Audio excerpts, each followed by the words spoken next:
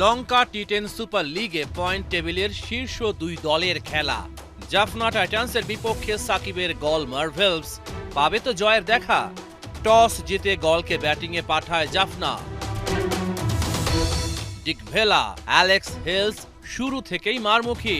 গলকে উড়ন্ত শুরু দেয় এই জুটি। হেলস রান আউটে কাটা। 10 বলে 21 রানে থেমেছে তার ইনিংসটা। পরের বলেই বেজেছে ভিরাকোড্ডির বিদায় ঘণ্টা। 3 বলে 3 উইকেট হারায় গল মার্ভেলস। এবার ডিকভেলা রান আউট। গলকে ম্যাচে ফেরানোর চেষ্টায় সাকিব আল হাসান।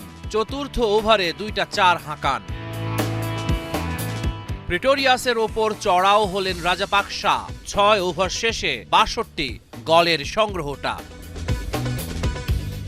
রানের গতি বাড়ানোর কাজে যোগ দেন সাকিব আল হাসান। দ্রাভিনের টানা 2 বলে তোলেন 10 রান, কিন্তু পরের বলেই আউট টাইগার তারকা। 13 বলে 20 রান করেন সাকিব।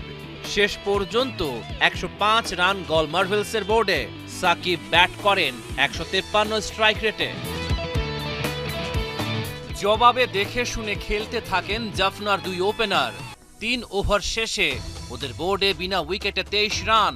চতুর্থ ওভারে চোখে সর্ষে ফুল দেখেন থিকসানা। লঙ্কান স্পিনারের বলে টানা 3টা ছক্কা হাঁকান কুশাল মেন্ডিস।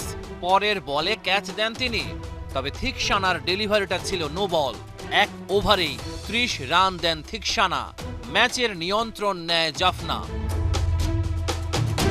বিনুরা ফার্নান্দোর বলে আউট কুশাল মেন্ডিস।